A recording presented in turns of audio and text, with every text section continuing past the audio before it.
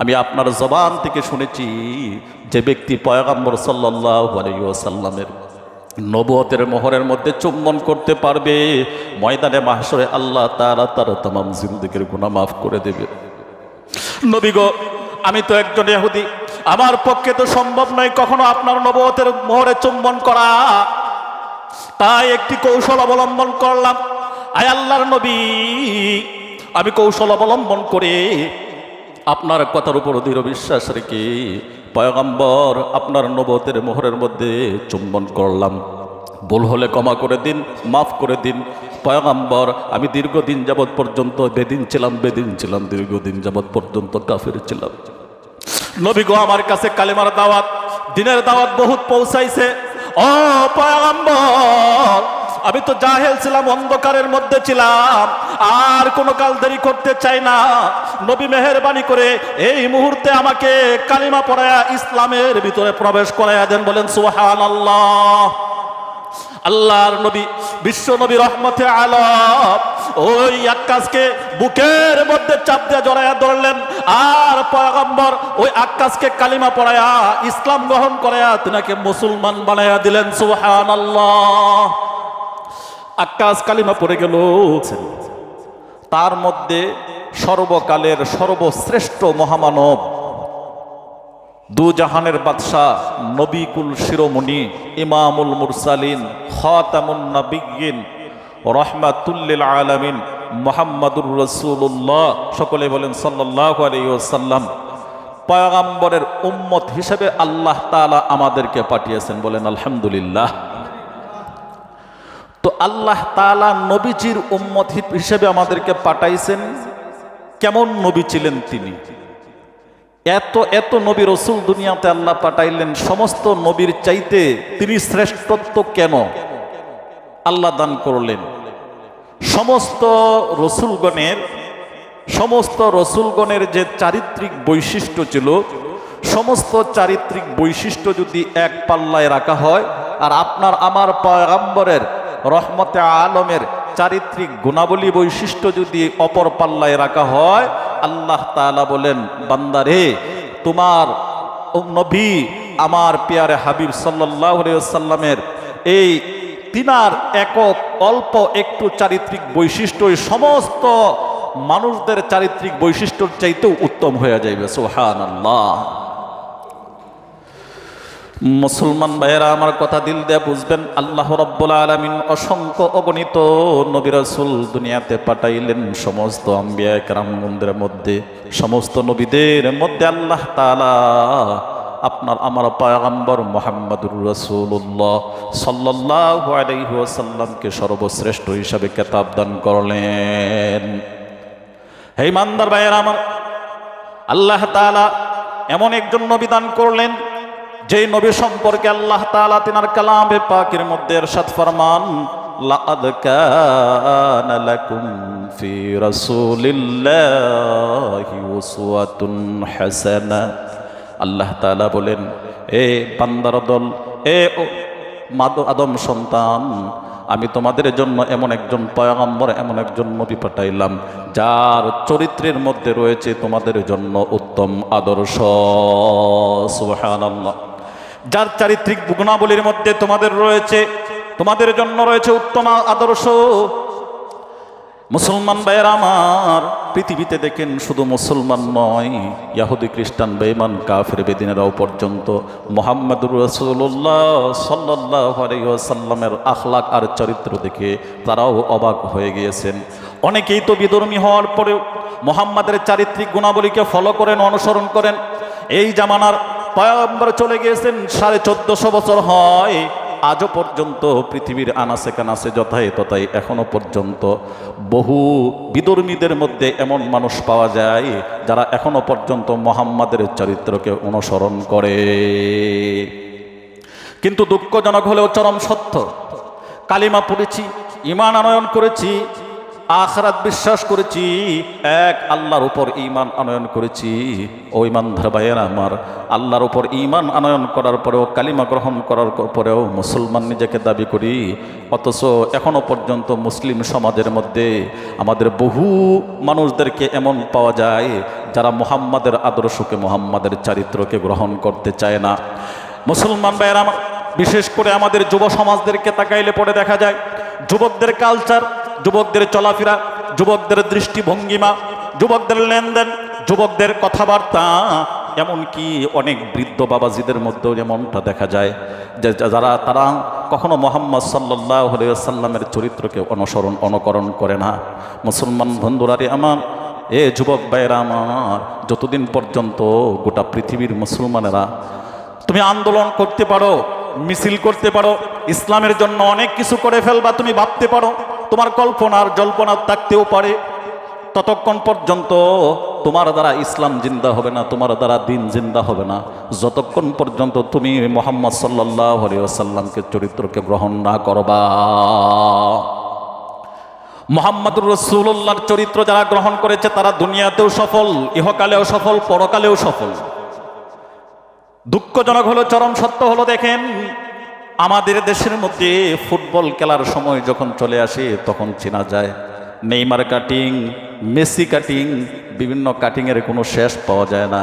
ও মুসলমান ভাইয়েরা আমার, আপনার তো উচিত ছিল, আপনার তো কথা ছিল, আমারও তো কথা ছিল এমনটাই, আমার চুল থেকে নিয়ে মাথা থেকে নিয়ে পায়ের তলা পর্যন্ত আমার সমস্ত অঙ্গ প্রত্যঙ্গগুলো মুহাম্মদুর রাসূলুল্লাহ সাল্লাল্লাহু আলাইহি ওয়াসাল্লামের আখলাক অনুযায়ী গঠন করা।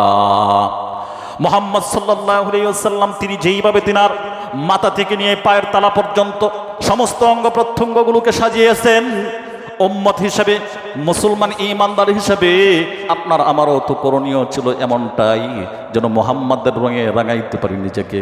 কিন্তু দুঃখজনক হলো এই, আমরা মুহাম্মদ সাল্লাল্লাহু আলাইহি ওয়াসাল্লামের উম্মত দাবি করি বটে, কিন্তু আজও পর্যন্ত সেই মুহাম্মাদের আখলাক আর চরিত্র গ্রহণ করতে সক্ষম হই নাই।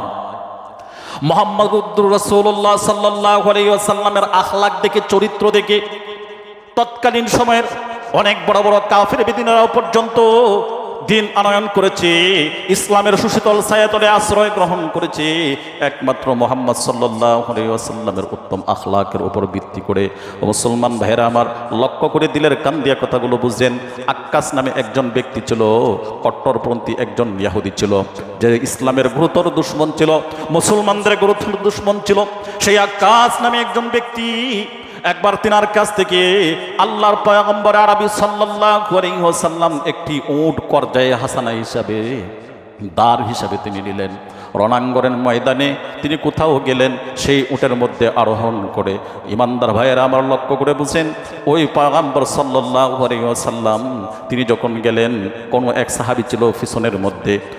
সেই সাহাবী তার উটের উপরে প্রহার করলো, আঘাত করলো, বেতার আঘাত করলো, চাবুকের আঘাত করলো। সেই চাবুকের আঘাতটা একটু কত হয়ে গেছে, ফুলে গেছে। যখন সেই ওট ফেরত দিতে গেলেন, এমন অবস্থায় সেই আক্কাস নামক ইহুদি ব্যক্তিটি ডাক দিয়া বললেন, মুহাম্মদ, আমি তোমাকে উট দিয়েছি করজা হিসেবে, হাওলাত হিসেবে, দার হিসেবে, উটের উপরে আঘাত করার জন্য অনুমতি তোমাকে দেই নাই। পয়গম্বর থেকে দেখেন ঠিকই তো উটের উপর আঘাত। এবার বলতেছেন, এ ভাই, আপনার উটের উপর আঘাত নিজের অজান্তে হয়তো হয়ে গেছে, পড়ে গিয়েছে, ভাই এবার বলুন আমি কি করতে পারি। এবার আক্কাস নামে লোকটি ডাক দিয়ে বলেন, এ মুহাম্মদ, তুমি আমার উটের উপরে যেমন প্রহার করেছো, আঘাত করেছো, ঠিক তেমনিভাবে আমিও তোমার উটের উপর, পিঠের উপর আঘাত প্রহার করব। নাউজুবিল্লাহ। এতটুকুন বলার সঙ্গে সঙ্গে হযরতে খলিফাতুল মুসলিমিন ওমর ফারুক রাদিয়াল্লাহু তাআলা আনহু রাঙা তরবারি হাতে নিয়ে বাহির করলেন আর বললেন, এ ইহুদি, কি এমন কথা শুনাইলা? পয়গম্বর সাল্লাল্লাহু আলাইহি ওয়াসাল্লামের অনুমতি ব্যতীত কখনোই পয়গম্বরের সামনে অন্য কাউকে আঘাত করা যায় না, প্রহার করা যায় না, জায়েজ নেই। বিদায় আমার রাঙা তরবারির হাত থেকে তুমি বেঁচে গেলা। দ্বিতীয়বার যদি এমন শব্দ উচ্চারণ করো, চয়ন করো, মনে রাখবা আমার তরবারির আঘাত থেকে তোমাকে রক্ষা করার মতন পৃথিবীর আর কোনো বস্তু নাই। এতটুকুন বলার সঙ্গে সঙ্গে পয়গম্বর আরবি সাল্লাল্লাহু আলাইহি ওয়াসাল্লাম ইশারা দিয়ে ওমরকে বসিয়ে দিলেন। ওমর নিচে বসে গেল। এবার পয়গম্বর বলতেছিলেন, এ আক্কাস, বলো কি এমন দাবি চাও? আক্কাস নামক ব্যক্তি আবার বললেন, এ মুহাম্মদ, আমার উটের পিঠের উপরে প্রহার করেছো, আঘাত করেছো, আমিও তোমার পিঠের উপর আঘাত করব, প্রহার করব, তুমি আবার আঘাত সহ্য করার জন্য প্রস্তুতি গ্রহণ করে নাও। বন্ধুরা আমার, এবার পয়গম্বর সাল্লাল্লাহু আলাইহি ওয়াসাল্লাম তিনিও আঘাত গ্রহণ করার জন্য প্রস্তুত হয়ে গেলেন। সাহাবায়ে কেরামের মধ্যে কান্নার রুল পড়ে গেল, সাহাবায়ে কেরামের মধ্যে রুনাজারি রুল পড়ে গেল।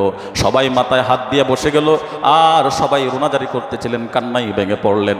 তারা বলতেছিলেন, এমন টাইম আবুদ, আমাদের সামনে যে পয়গম্বরকে কোনো কিছু বলার দুঃসাহস কারো নেই, অথচ আমরা জীবদ্দশায় আমাদের সামনে পয়গম্বরকে আঘাত করবে।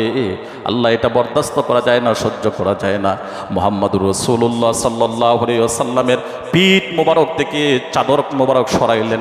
সরানোর পরে তিনার কাপড়টাকে টান দিলেন।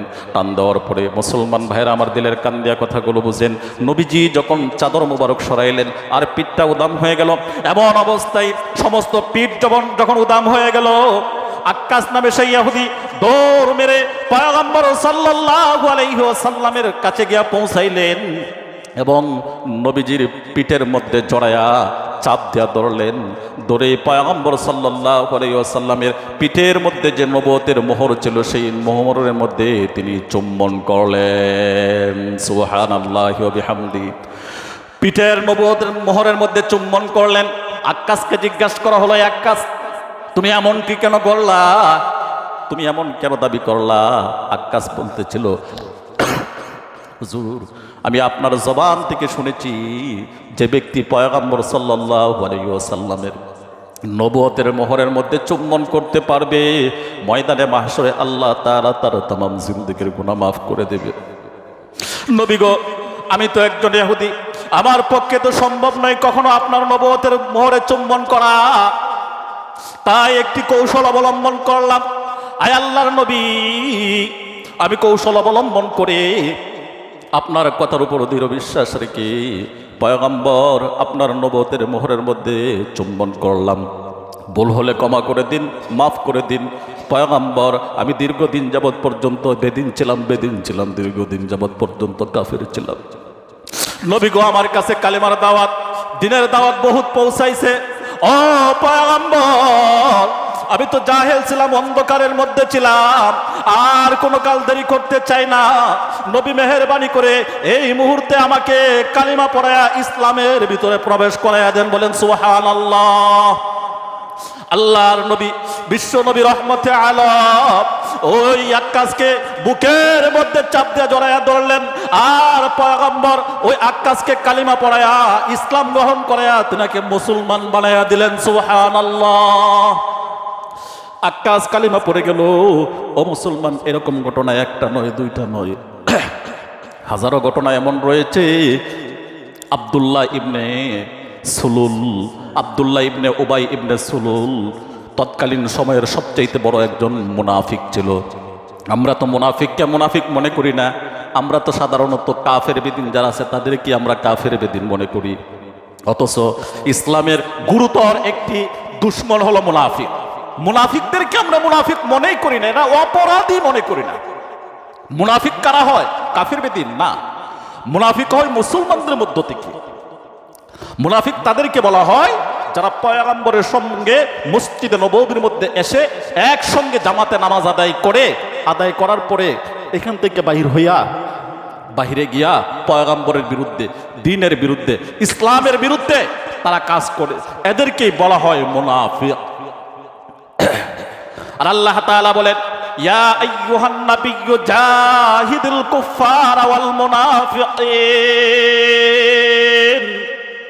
আল্লাহ তাআলা বলেন, এ বান্দা, জিহাদ শুধু নবী জিহাদ শুধু কাফেরদের বিরুদ্ধে নয়, ওয়াল মুনাফিকিন, পয়গম্বরকে লক্ষ্য করে আল্লাহ তাআলা জানিয়ে দিলেন, নবী গো, ইয়া আইয়ুহান নাবিয়্যু জাহিদুল কুফফারা ওয়াল মুনাফিকিন। জিহাদের শুধু কাফেরদের বিরুদ্ধে আমি ঘোষণা করি নাই, এবং মুসলিম সম্প্রদায়ের মধ্যে কিছু মুনাফিক আছে, এই মুনাফিকদের বিরুদ্ধেও আমি আল্লাহ জিহাদ ঘোষণা করে দিলাম। আল্লাহ তাআলা বলেন, আমি মুনাফিকদের বিরুদ্ধে আমি আল্লাহ জিহাদ ঘোষণা করে দিলাম। মুনাফিক কাদেরকে বলা হয়? যে যারা রাসূল সাল্লাল্লাহু আলাইহি ওয়াসাল্লামের পিছনে মসজিদে নববীর মধ্যে এসে নামাজ আদায় করে, তাদেরও টুপি আছে, দাড়ি আছে, পাগড়ি আছে, লম্বা জামা আছে, সমস্ত কিছু ব্যবহার করে, অথচ ইসলামের বিরুদ্ধে কথা বলে, দ্বীনের বিরুদ্ধে কথা বলে, যখন তার বিরুদ্ধে কোনো কথা চলে যায় তখন সেই কথাটাকে এড়াইয়া দিয়া সেটাকে ইসলামের জাল কথা বলে চালাইয়া দিতে চায়, এদেরকে বলা হয় মুনাফিক। হযরত আব্দুল্লাহ ইবনে উবাই ইবনে সুলুল তৎকালীন সময়ে সবচাইতে বড় একজন কাফির ছিল, বড় একজন মুনাফিক ছিল। সেই উবাই ইবনে সুলুল যখন মারা গেল, দিলের কান দিয়া কথাগুলো একটু বুঝেন, দেখেন চোখের কোনায় একটু পানি আনা যায় কিনা। কেননা নবী আমার বলেন, উম্মতের দল জাহান্নামের আগুনের ভয়ের কথা শুনে যদি তোমার চোখের কোণার মধ্যে এক ফোঁটা পানি আনতে পারো, ও মুসলমান ভাইয়েরা আমার, আমাদের মুরব্বিয়ানে কারণ এখানে যারা উপস্থিত আছেন, মাইকের আওয়াজ যতদূর পর্যন্ত যায়, আমরা তো এমনও মানুষ পর্যন্ত দেখেছি যারা রাতকে রাত বাউল গান শোনায়া, বাউল গান শুনে অনেক করিমউদ্দিনের গান শুই না চোখের পানি ফালাইতো। এ ভাই, এই যে গান শুই না চোখের পানি ফালানোর দ্বারা কোনো ফায়দার লাভ নাই। অথচ নবীজি বলেন, এ উম্মতের দল, জাহান্নামের আগুনের ভয়ে যদি তোমার চোখের কোণার মধ্যে এক ফোঁটা পানি এসে যায়, আল্লাহর নবী আমার বলেন এই পানিটুকু আসতে দেরি হবে, আল্লাহ তাআলা তোমার তামাম জিন্দেগির গুনাহ মাফ করতে একটা মুহূর্তও দেরি করবে না। চিল্লায়া বলেন সুবহানাল্লাহ। ইমানদার বন্ধুরা আমার, ওই উবাই ইবনে সুলুল যখন মারা গেল, পয়গম্বর আরবি সাল্লাল্লাহু আলাইহি ওয়াসাল্লাম উবাই ইবনে সুলুলের জানাজা করার জন্য তিনি চলে গেলেন ময়দানে। এবার সমস্ত সাহাবায়ে কেরামের মধ্যে আলোচনা সমালোচনার ঝড় তুফান বয়ে গেল। হায় হায়, পয়গম্বর করেন কি? উবাই ইবনে সুলুল তো, আব্দুল্লাহ ইবনে উবাই ইবনে সুলুল তো ছিল একজন মুনাফিক, আর মুনাফিক তো ছিল ইসলামের গুরুতর দুশমন। ঠাট্টা একটা মুনাফিক ছিল, ফরমালিন মুক্ত একজন মুনাফিক ছিল উবাই ইবনে সুলুল। আর সেই উবাই ইবনে সুলুলের জানাজায় পয়গম্বর সাল্লাল্লাহু আলাইহি ওয়াসাল্লাম হাজির হলেন। এটা তো আমাদের জন্য কলঙ্কিত একটি অধ্যায় রচনা হইতে গেল। পয়গম্বর সাল্লাল্লাহু আলাইহি ওয়াসাল্লামের এই সিদ্ধান্তের উপরে কাহারও তো কোনো কিছু বলার ছিল না। নবী সাল্লাল্লাহু আলাইহি ওয়াসাল্লাম যখন উবাই ইবনে সুলুলের জানাজা আদায় করার জন্য চলে গেলেন, ওই ইমানদার ভাইয়েরা আমার, এমন অবস্থায় সমস্ত সাহাবায়ে কেরামের মধ্যে কানাঘোষা শুরু হয়ে গেল। কেউ আর নবীজিকে কোনো কিছু বলার সাহস রাখে না। একটি পর্যায়ে চলে গেলেন সকলেই মিলে হযরতে ওমরের দরবারে। হযরতে ওমর রাদিয়াল্লাহু তাআলা আনহুকে বলতেছিলেন, ওমর যাও যাও যাও, তুমি যাও পয়গম্বরের কাছে গিয়ে বলো যে ওমর যেন পয়গম্বর এই মুনাফিকের জানাজায় অংশগ্রহণ না করে। হযরতে ওমর রাগান্বিত ব্যক্তি হতে পারেন, কিন্তু পয়গম্বরের বেলায় একেবারেই ছিলেন সদয়। পয়গম্বরের সামনে দাঁড়ায়া ওমরের দুঃসাহস ছিল না কখনোই পয়গম্বরকে কোনো কাজের মধ্যে বাধা প্রদান করা। কিন্তু পয়গম্বরের এই কাজ কর্ম দেখে, কর্মকাণ্ড দেখে ওমরের ভিতরেও কৌতূহল জাগ্রত হয়ে গেল। আয় হায়, বিশ্বনবী মুনাফিকের জানাজায় অংশগ্রহণ করলো, এটা তো ইসলামের জন্য একটি কলঙ্কিত অধ্যায় হয়ে যাবে। অপর দিক থেকে যেই উবাই ইবনে সুলুল ছিল সবচাইতে বড় একজন মুনাফিক, সেই উবাই ইবনে সুলুলের আশেকান জাকেরান শাকেরানও ছিল প্রচুর পরিমাণ, প্রায় 1000 পরিমাণ তার ভক্ত আশেকান ছিল। তার 1000 ভক্ত আশেকানরা এসেছে উবাই ইবনে সুলুলের জানাজা আদায় করার জন্য নয়, উবাই ইবনে সুলুলের জানাজা আদায় করার জন্য নয়, বরং মুহাম্মাদুর রাসূলুল্লাহ আব্দুল্লাহর ছেলে মুহাম্মদ কিভাবে উবাই ইবনে সুলুলের জানাজা আদায় করে সেই জানাজার কাজটা দেখার জন্য আরো প্রায় 1000 পরিমাণ মুনাফিক সেই ময়দানের মধ্যে উপস্থিত হয়ে গেল। তারা দেখতে এসেছে, জানাজা আদায়ের জন্য নয়। লক্ষ্য করে দিলের কান দিয়া কথাগুলো বুঝবেন, সেই উবাই ইবনে সুলুলের জানাজার জন্য নয়, বরং উবাই ইবনে সুলুলের জানাজা আদায় করবে বিশ্বনবী সেটা দেখার জন্য। এক পর্যায়ে সেই মুনাফিকরা একে অপরের সঙ্গে সমালোচনা করতেছিল, এ আব্দুল্লাহর ছেলে মুহাম্মদ, যার বিরোধিতা করলাম তামাম জিন্দেগি, যার কর্মকাণ্ডের বিরোধিতা করলাম তামাম জিন্দেগি, সেই আব্দুল্লাহর বেটা মুহাম্মদ আমাদের নেতা, আমাদের লিডার উবাই ইবনে সুলুলের জানাজা আদায় করবে। না না, এটা মেনে নেওয়া যায় না, বরদাস্ত করা যায় না। অপর দিক থেকে আবার সাহাবায়ে কেরামও বলতেছিলেন, একজন মুনাফিকের জানাজা নবীজি আদায় করবে, এটা কখনো মানতে পারি না।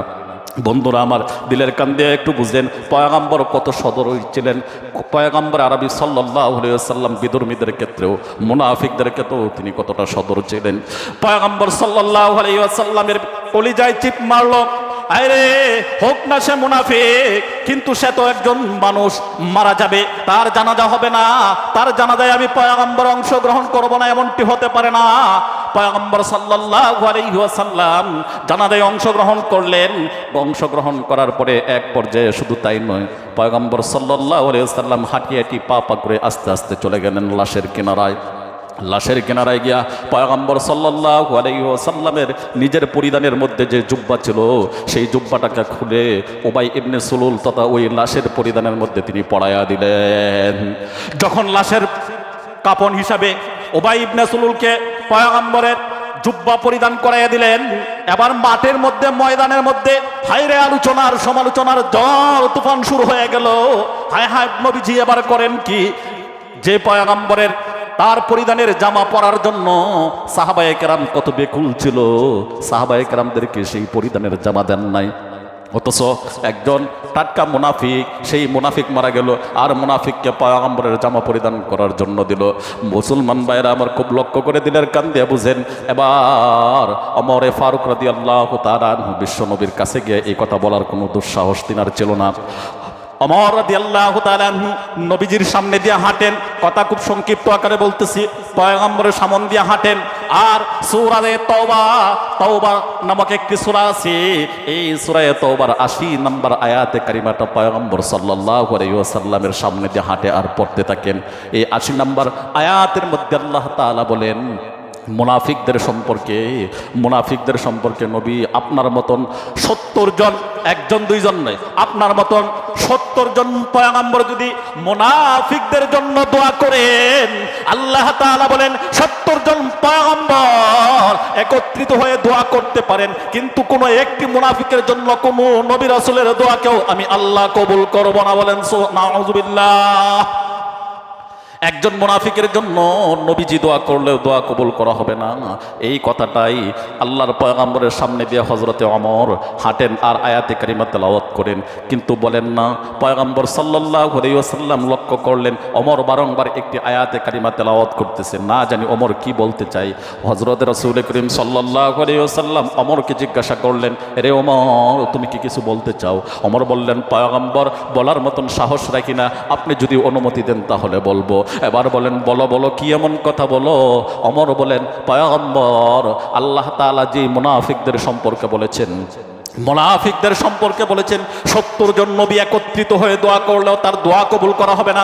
সেই ক্ষেত্রে আপনি মুনাফিকের জানাজা কাজ সম্পন্নের জন্য এবং আপনি নিজের পরিধানের জুব্বাটাকে সেই মুনাফিককে দান করে দিলেন। পয়গম্বর, এটা কি আল্লাহর কোরআনের বিপরীত হয়ে গেল না?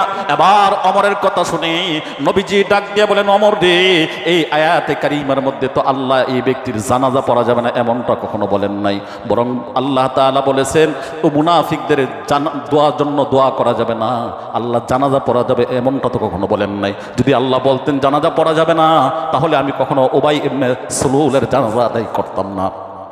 ওমর বলেন, কথা তো সত্য, আসলে তো জানাজা পড়ার জন্য নিষেধ করেন না, নিষেধ করেছেন তো দোয়া করার জন্য। মুনাফিকদের জন্য কত ঘৃণিত একটি প্রাণী, চিন্তা করেন। মুনাফিকদের ব্যাপারে আল্লাহ তাআলা নিজে ঘোষণা করেন এদের সম্পর্কে কোনো দোয়া করা যাবে না। অথচ মুনাফিক দেখতে, লাবাসে, পোশাকে, জুব্বা, পাগড়ি, টুপি, পাঞ্জাবি, মাশাআল্লাহ 5 ওয়াক্ত নামাজি, এদের সম্পর্কে আল্লাহ তাআলা বলতেছেন এদের সম্পর্কে আপনি দোয়া করতে পারবেন না। ওমর বলতেছেন, কথা তো সত্য,